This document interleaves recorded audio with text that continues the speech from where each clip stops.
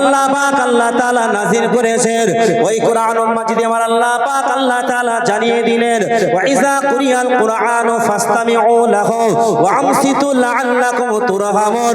ও আমার আশিক বান্দারা, আমার আল্লাহ পাক আল্লাহ তাআলা তাদেরকে জানিয়ে দিলেন, ও আমার মাহবুব বান্দারা, তোমরা না না না বাড়িতে থেকো না, তোমরা এদিক ওদিক না থেকে আমার কোরআনের আওয়াজ তোমাদের কানে যখনই যায় তোমরা থেকো না দূরে, তোমরা আমার কোরআনের আয়াতগুলো আমার নামগুলো তোমরা কান লাগিয়ে দিয়ে শোনো। যত তোমরা শুনবে আমি আল্লাহ পাক আল্লাহ তাআলা তোমাদের উপরে তত রহমত বর্ষণ করতেই থাকবো। আল্লাহর রহমত। পৃথিবীতে সব কিছু আছে, সুখ নেই, ঠিক না বেটি? শান্তি শান্তিও নেই, সুখ নেই, শান্তিও নেই। কেন? টাকা আছে, পয়সা আছে, রাজত্ব আছে, জমি আছে, সুখ নেই, ঠিক না বেটি? দরুদ শরীফ আল্লাহুম্মা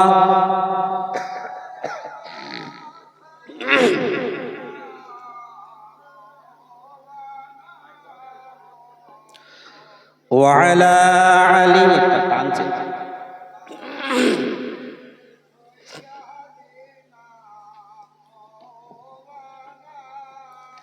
জি বাপ, তাহলে সুখ আর শান্তি পেতে গেলে কি করতে হবে? আল্লাহ পাক আল্লাহ তাআলা কোরআনে বললেন, ও পৃথিবীর মানুষ, কেউ তোমাদের আপন নয়, কেউ না। পৃথিবীতে সব থেকে পুরাতন সম্পর্কের নাম হলো স্বামী আর স্ত্রী, ঠিক না বেটি? তারাও আপন আপন। এখন বর্তমানে সব থেকে বেশি ঝামেলা স্বামী স্ত্রী নিয়ে, ঠিক না বেটি? হ্যাঁ, দেখবেন যত ঝামেলা স্বামী স্ত্রী মানে যত কাছাকাছি হবে তত ঝামেলা বাড়ে। পৃথিবীতে স্বামী স্ত্রীরা আপন, আর সব থেকে ঝামেলায় পড়ে কারা? স্বামী স্ত্রী। মানে এমন স্ত্রী যদি বেকাটারা হয়, স্বামীও যদি বেকাটারা হয়, সেই ঘর জাহান্নাম না জাহান্নাম না, কেউ আপন নয়। ও আমার মুসলমানেরা, আমার আল্লাহ পাক আল্লাহ তাআলা জানিয়ে দিলেন পৃথিবীর জমিনে স্বামী স্ত্রীর মতো আপন আর কেউ নাই। না না না, পৃথিবীর তোমার কেউ আপন নয়। আমি আল্লাহ পাক আল্লাহ তাআলা সন্তান তোমার শান্তি দিতে পারে না, স্ত্রী তোমার শান্তি দিতে পারে না, স্বামী তোমার শান্তি দিতে পারে না। আমি আল্লাহ পাক আল্লাহ তাআলা জানিয়ে দিলাম, শান্তি যদি পেতে চাও আলা বিযিকরিল্লাহি তাতমাইন্নুল কুলুব, তোমার অন্তরে প্রশান্তি লাভ তুমি যদি করতে চাও, আমি আল্লাহ পাক আল্লাহ তাআলা জানিয়ে দিলাম, তবে তুমি এক কাজ করো, আল্লাহ আল্লাহর জিকির করো। আমি আল্লাহ পাক আল্লাহ তাআলা তোমার অন্তরে শান্তি ঢুকিয়ে দেব। আল্লাহ বললেন অন্তরে শান্তি ঢুকিয়ে দেব। শুধু আল্লাহ জিকির, আল্লাহ জিকির মানে আল্লাহ স্মরণ। একটা কথা মনে পড়ল, হযরত মুসা আলাইহিস সালাতু ওয়াস সালামের জামানায় একজন ব্যক্তি মুসা নবীকে কি বলছেন, ও নবী মুসা, আল্লাহর কাছে বলেন আমার যা অর্থ আমার যা দিয়েছে আল্লাহ যেন আমাকে আর না দেয়।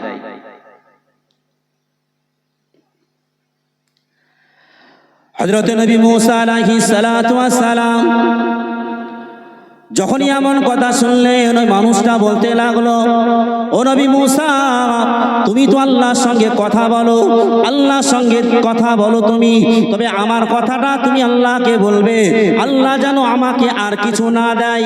আবার আগিয়ে গেলে একজন জীর্ণ শীর্ণ ব্যক্তি, তার পোশাকটা বড্ড খারাপ। ওই ব্যক্তি বলতে লাগলো, ও নবী মুসা, আল্লাহর সঙ্গে আপনার কথা হয়, তবে আপনি এক কাজ করবেন, আমি এক মুঠো এক বেলা খেতে পাই আর এক বেলা খেতে পাই না, আল্লাহর কাছে বলবেন আল্লাহ যেন আমাকে একটু খাবারের ব্যবস্থা করে। দুজন আল্লাহ পাক রব্বুল আলামিনের কাছে যখনই এমন কথা বললেন, আমার আল্লাহ পাক আল্লাহ তাআলা ওই সময়তে লক্ষ্য করে বললেন, ও নবী মুসা, যাও যাও বলে দাও যার অর্থটা বেশি হয়েছে ও যদি অর্থ কমাতে চায় আর যদি না পায় আর না চাওয়ার ইচ্ছা যদি তার থাকে তবে ও যেন আমার শুকরিয়া যাপন করে না। আর শুকরিয়া যেন যাপন করে না, শুকর আল্লাহ বলেন না আলহামদুলিল্লাহ, আল্লাহর উপরে শুকরিয়া যাপন করি। আল্লাহ বললেন ও শুকরিয়া যাপন করা বন্ধ করতে বলো, আপন নিশ্চয়ই সম্পদ কমে যাবে। আর একজনকে বললেন যাও ওকে বলো আমি আল্লাহ আমাকে বেশি বেশি শুকুর গুজার করতে বলো। জোরে বলে শুকরিয়া যাপন করলে আল্লাহ শান্তিও যেমন দেয় অর্থও ঠিক তেমন বেশি দেন। বলেন সুবহানাল্লাহ। তাহলে এখান থেকে আমরা বুঝবো আল্লাহর প্রতি শুকরিয়া যাপন বেশি করব নাকি? আল্লাহর প্রতি শুকরিয়া যাপন বেশি করলে আল্লাহ সম্পদেও বরকত দেন। আমরা যারা কিছু কিছু লোক আছে দেখবেন যে হুজুর তাবিজ দেন, কি বলে এত খাটি পয়সা থাকে না, দাঁড়াই না, ঠিক না বেটি? এত খাটি এত ইনকাম করি তা সত্ত্বেও টাকা থাকে না, তাবিজ দেন। ও দেখা যায় ও মাল দাঁড়িয়ে দাঁড়িয়ে ছাড়া পেশাব ফিরে না, ঠিক না বেটি? ও মাল দাঁড়িয়ে দাঁড়িয়ে পেশাব ফিরে। আবার দেখা যায় গোসলের নিয়ম পর্যন্ত জানে না, ঠিক না বেটি? শুধু তাই কিছু বাড়িতে বরকত উঠে যায়, দুষ্টু জিনের আনাগোনা থাকে। তার একমাত্র কারণ হলো তারা নিজেরা পবিত্র তো পাক হতে পারে না। তাই পবিত্রতা এবং পাক না হওয়ার কারণে আল্লাহর বরকত উঠে যায় এবং ওই বাড়িতে, যে বাড়িতে নামাজ এবং কোরআন তেলাওয়াত হয় না, ওই বাড়িতে দুষ্টু জিনের আনাগোনা থাকে। বিশ্বাস করি না করি না? দুষ্টু জিন আল্লাহ পাক বললেন পৃথিবীতে ওমা খলাকতুল জিন্না ওয়াল ইনসা ইল্লা লিয়াবুদুন, আল্লাহ মানব এবং জিন জাতিকে তৈরি করলেন। বিশ্বাস যদি জিনের উপরে বিশ্বাস না হয়, জিন আছে এটা যদি মুসলমানরা বলে না নেই, কেউ যদি বলেন বিশ্বাস করি না, তার ঈমান থাকবে না। তার কারণ কোরআনে 114টা সূরার ভিতরে একটা সূরার নামই সূরাতুল জিন, ঠিক না বেটি? নবীর উপরে 23 বছর ধরে কোরআন নাযিল হয়েছে, ওই কোরআন মানুষের হিদায়াতের জন্য এসেছে। আল্লাহ পাক আল্লাহ তাআলা কোরআন মাজিদে জানিয়ে দিলেন ফামান তাবিয়া হুদা ফালা খাউফুন আলাইহিম ওয়ালা হুম ইয়াহজানুন। ও মুসলমানেরা, আমার আল্লাহ পাক আল্লাহ তাআলা জানিয়ে দিলেন আল্লাহ কোরআন কিসের জন্য এসেছেন। ভয় করো না, আল্লাহর পথে যারা ছুটে আসবে, আল্লাহ রাস্তায় যারা আসবে তাদের ভয় নাই, তাদের চিন্তা নাই। কাল কিয়ামতের ময়দানে, হাসরের ময়দানে সবাই যখন ছুটাছুটি করবে নেকির জন্য, না না না জাহান্নামে যাব না জান্নাতে যাব, সবাই চিন্তায় পেরেশানি থাকবে। আমার আল্লাহ পাক আল্লাহ তাআলা জানিয়ে দিলেন আলা ইন্না আউলিয়াল্লাহি লা খাউফুন আলাইহিম ওয়ালা হুম ইয়াহজানুন লাহুমুল বুশরা ফিল হায়াতিদ দুনিয়া। এ আমার মুসলমানেরা, আমার আল্লাহ পাক আল্লাহ তাআলা একদল মানুষদের না কোনো চিন্তা থাকবে না, তার কোনো ভাবনা থাকবে। আমার আল্লাহ পাক আল্লাহ তাআলা কিয়ামতের ময়দানে তারা কুরসির উপরে থাকবে, তাদের চিন্তার কোনো ভাঁজ দেখা যাবে না। তারা আল্লাহর মাহবুব বান্দা। বলেন সুবহানাল্লাহ। ওয়া ইবাদুর রহমানাল্লাযীনা ইয়ামশুনা আলাল আরদ, আল্লাহ পাক আল্লাহ তাআলার ইবাদুর বান্দা কারা? যারা আল্লাহর জমিনে নম্রতা ভদ্রতার সঙ্গে চলাফেরা করে। আমার আল্লাহ পাক আল্লাহ তাআলা জানিয়ে দিলেন ওরা হলো আমার ইবাদুর বান্দা, ওদের ঠিকানা হলো জান্নাত। আমরা জান্নাত চাই না চাই না? চাই। জান্নাত চিরস্থায়ী, ঠিক না বেটি? ও সোনার পাত্রে খাওয়া কি পৃথিবীতে হারাম না? হ্যাঁ, আল্লাহ পাক আল্লাহ তাআলা জান্নাতীদের জান্নাতে দেবেন, তাদের আর মরণ হবে না। আল্লাহর নবী বলছেন, আমি আল্লাহর নবী বলছি, আমার উম্মতদেরকে আমি হাউজে কাউসারের পানি পান করাবো। কিভাবে? ও মুসলমান, হই না আল্লাহ তাআলা রাসূলকে হাউজে কাউসার দান করেছেন, নবী উম্মতদেরকে তানার ঠোঁটে ধরবেন। বলেন না পিয়ালা পান পাত্রগুলো রাসূল পাক সাল্লাল্লাহু আলাইহি ওয়াসাল্লাম জানিয়ে দিলেন, আবু বকর হাউজে কাউসারের পানি তুলে গ্লাসটা রাসূলের হাতে দেবেন, আর রাসূল ওই পান পাত্রটা নিয়ে উম্মতদের ঠোঁটে লাগিয়ে দিয়ে খাইয়ে দেবেন। জোরে বলেন, আরে একটু জোরে বলে। আরে পৃথিবীতে তোমার মুহাব্বতের মানুষ কত আছে, কত খাওয়া খেয়েছো, আমার রাসূল যেদিন খাইয়ে দেবেন হাউজের কাউসারের পানি ঠোঁটে লাগিয়ে দেবে, কিয়ামতে না কোনো তৃষ্ণা থাকবে, না কোনো পিপাসা থাকবে, না কোনো ক্ষুধা থাকবে। আমার আল্লাহ পাক আল্লাহ তাআলা ওই এক ঢোক পানির বাদাউলতে তার ওই কিয়ামতের ময়দানে কোনো কষ্টই হবে না। আর একটু জোরে বলে, ওই নবী কোন নবী? যে রাসূল আমার, যে নবী আমার পৃথিবীর জমিনে আসলেন উম্মতি উম্মতি করে। হুজুর বলে গেলেন না হালিমা বাড়ি পর্যন্ত এসেছে, এখন আমার লাইন যাই থাক, আমার ওখান থেকে কিছু কভার করতে হবে। যাই হোক, হালিমার বাড়ি এসে অনেক বরকতের ওয়াজ, রাসূল পাক সাল্লাল্লাহু আলাইহি ওয়াসাল্লামের বরকতের ওয়াজ আছে, কিন্তু রাসূল পাক সাল্লাল্লাহু আলাইহি ওয়াসাল্লাম তিনি দুনিয়ার বুকে আসলেন 6 বছর 6 মাস বয়স যখন, তখন মাকে হারালেন। ঠিক না বেটি? রাসূল আসলেন, বরকত নিয়ে আসলেন, কিন্তু রাসূলের আব্বা মারা গেছেন আগেই, মা মারা গেছেন। এই লম্বা ঘটনা আমি এদিকে টানবো না, শুধু কভার দেবো, তাই বলছি কভার দিয়ে যাব। হুজুর যখন সুতো দড়িয়ে দিয়েছেন একটু বুনিয়ে দিয়ে যায়, তো বিষয় হলো কভারটা শোনেন। রাসূল পাক সাল্লাল্লাহু আলাইহি ওয়াসাল্লাম হালিমার বাড়ি থেকে বড় হলেন, দুধমা হালিমা, তাই তো নাকি? রাসূল পাক সাল্লাল্লাহু আলাইহি সাল্লামের আস্তে আস্তে বড় হলেন, মা মারা গেলেন, দাদুর কাছে মানুষ হলেন। কয়েক বছর পর দাদু চলে গেলেন, তারপর তানার চাচা আবু তালিব, তাই তো নাকি? কবছর 44 বছর 6 মাস মক্কার জমিনে কারোর ক্ষমতা হয়নি যতদিন পর্যন্ত আবু তালেব বেঁচে ছিলেন। মক্কার জমিনে কারোর ক্ষমতা হয়নি। আল্লাহ পাকের নবীর উপরে একটা আঙ্গুল তুলে কথা বলবে। আবু তালেব বলেছিলেন, এই মক্কার জমিনের লোকেরা, এই কুরাইশেরা, এই কাফেরেরা শুনে রাখ, আমার ভাতিজার উপরে যে আঙ্গুল তুলে কথা বলবি, ওই আঙ্গুল নয়, আঙ্গুল নয়, গর্দান কেটে চলে যাবে। জোরে বলেন।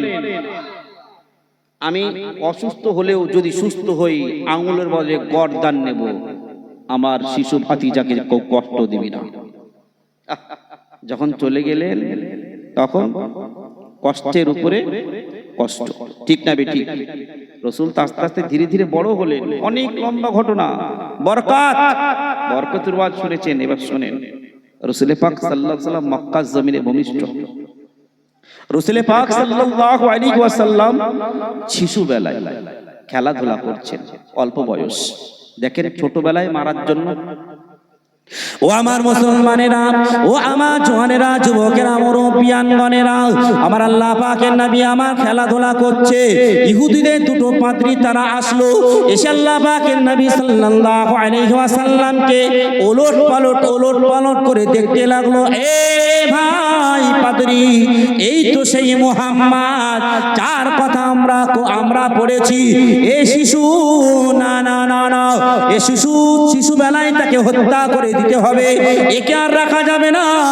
আল্লাহ পাকের নবীকে মারার জন্য দুইজন পাদ্রী যখন উঠে পড়ে লাগলো, আল্লাহ পাকের নবীকে মারবে। এমন অবস্থায় আমার আল্লাহ পাক আল্লাহ তাআলা আমার নবীকে কেউ মারবে, আল্লাহ কি সহ্য করবেন? না না না, আমার আল্লাহ পাক আল্লাহ তাআলা পাদ্রী যখনই মারতে যায়, ওই পাদ্রী মারতে যাওয়ার সঙ্গে সঙ্গে আল্লাহ পাকের নবীকে আমার আল্লাহ পাক আল্লাহ তাআলা উপরে উঠিয়ে নিলে। জোরে বলেন, উপরে উঠিয়ে নিলেন। কে নিল? তবে শোনেন, হিজরতের কথা সামনে আসবে ইনশাআল্লাহ, তবে এই কথা আসলে যখন বলে দিই, যখন মদিনাতে হিজরত করে গেলেন, আনসার আর মুহাজির নাম শুনেছেন তো? আনসার আর মুহাজির দুজন পাহারাদার। আনসাররা বলছেন, ভাই রাসূলের দুশমন তো অনেক, আশপাশেও আছে, হয়তো মারতে পারে। আনসার ভাই, আপনারা একদিন পাহারা দেবেন, আমরা একদিন পাহারা দেব। আমার আল্লাহ পাক আল্লাহ তাআলা লক্ষ্য করে আনসার মুহাজিরদের লক্ষ্য করে জানিয়ে দিলেন, ওরে আনসার মুহাজির, না না না না, আমি আল্লাহ পাক আল্লাহ তাআলা আমার নবীকে কাউকে পাহারা দিতে হবে না, আমার রাসূলকে কাউকে পাহারা দিতে হবে না, আমার নবীকে আমি আল্লাহ পাক আল্লাহ তাআলা অলরেডি দুজন ফেরেশতার দ্বারাই পাহারা দিতে লেগেছি। ছোট থেকে দুজন ফেরেশতা আমার নবীকে পাহারা দিচ্ছেন। একজন হলো হযরতে জিবরাইল আলাইহিস সালাতু ওয়াস সালাম, আর একজন হলো হযরতে মিকাইল আলাইহিস সালাতু ওয়াস সালাম। ওই পাদ্রীরা যখন মারতে গিয়েছে, হযরতে মিকাইল আলাইহিস সালাতু ওয়াস সালাম আল্লাহ পাকের নবীকে উপরে তুলে দিলেন। জোরে বলেন, রাসূলকে কম কষ্ট দিয়েছে? রাসূলকে অত্যাচার করেছে না, কাফেরেরা ইহুদিরা রাসূল পাক সাল্লাল্লাহু আলাইহি ওয়াসাল্লামকে মারা চক্রান্ত করেছে। এমন কি রাসূল পাক সাল্লাল্লাহু আলাইহি ওয়াসাল্লামের খাবারের ভিতরে বিষ মিশিয়ে দিয়েছিল, ঠিক না বেটি? বিষ মিশিয়ে দিয়েছে। রাসূল পাক সাল্লাল্লাহু আলাইহি ওয়াসাল্লামকে শুধু বিষ না, আল্লাহ পাকের নবী সাল্লাল্লাহু আলাইহি ওয়াসাল্লামকে পাথর মেরে হত্যা করার ষড়যন্ত্র করেছে, ঠিক না বেটি? পাথর মেরে রাসূলকে মারতে পেরেছে বিষ পান করে? না। এমন কি জাদু করেছিল, জাদু। কি জাদু? এবার শোনেন, লাভ আছে এবার। জাদু চুল দিয়ে চিরুনিতে জড়িয়ে 11টা গিট বেঁধে, ঠিক না বেটি? কে করেছিল? লাবিদ বিন আসাম। ও আমার মুসলমানেরা, ও আমার জওয়ানেরা, যুবকেরা, মুরব্বিয়ানগণেরা, আমার আল্লাহ পাকের নবী, আমার দিন দুনিয়ার বাদশাহ হাবিবুল্লাহ নবী জনাবে মুহাম্মদুর রাসূলুল্লাহ সাল্লাল্লাহু আলাইহি ওয়াসাল্লামকে এমন করে জাদু করা হয়েছিল, একদিন দুদিন নয়। আল্লাহ পাকের নবী আমার বিছানা কত হয়ে গিয়েছে, রাসূল পাক সাল্লাল্লাহু আলাইহি ওয়াসাল্লাম বিছানা থেকে উঠতে পারেন না। আমার আল্লাহ পাক আল্লাহ তাআলা জানিয়ে দিলেন, ও নবী, আপনাকে জাদু করা হয়েছে, যান যান চলে যান, ওই খেজুর বাগানে চলে যান। ওই খেজুর বাগানে গিয়ে দেখতে পাবে আপনার একটা গর্ত রয়েছে, ওই গর্তের ভিতরে আপনার এমন করে চিরুনি দিয়ে চুল দিয়ে 11টা গিট মেরে আপনাকে কালা জাদু করেছে, জাদু করেছে। ও নবী, আপনি যান যান যান, আমি আল্লাহ পাক আল্লাহ তাআলা আপনার জাদুর প্রভাবটা কিভাবে নষ্ট হবে আমি জিবরাইল আলাইহিস সালাতু ওয়াস সালামকে পাঠিয়ে দিচ্ছি। জোরে বলেন। জাদু বিশ্বাস হয় না? হয় না? কালা জাদু হয়। রাসূলকে করেছিল লাবিদ বিন আসাম। তাই পৃথিবীতে যত রকম জাদু আছে, এই জাদুটনার আপনার কাটানোর জন্য দুটো সূরা, একটা সূরাতুন নাস, সূরাতুল ফালাক। জোরে বলেন। সূরা নাস আর ফালাক কটা আয়াত আছে দুটো মিলে? 11টা আয়াত। কটা? 11টা।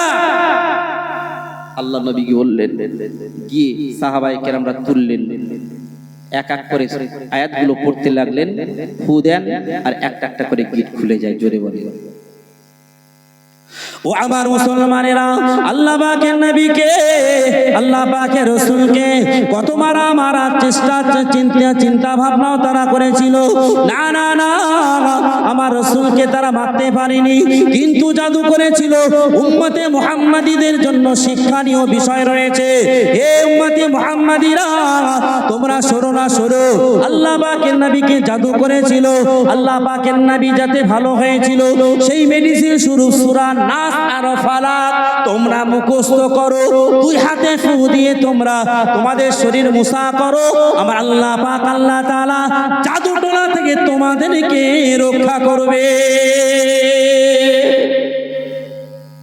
হয় কোরআন পড়ার সময় আছে? কি বলেন? সময় আছে? সময় নেই। এখন মোবাইল উঠেছে না, এখন কোরআন পড়লে মোবাইলে রিলস বানাবে কিরা?